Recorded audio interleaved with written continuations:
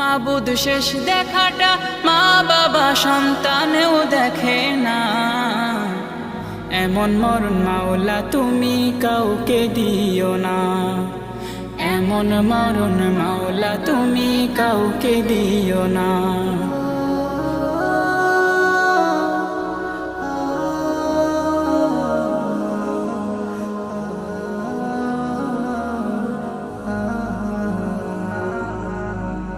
যে মরণ লাশ হলে কেউ চায় না গোসল দিতে, আসে না ছেলে বাবার কফিন কাঁধে নিতে।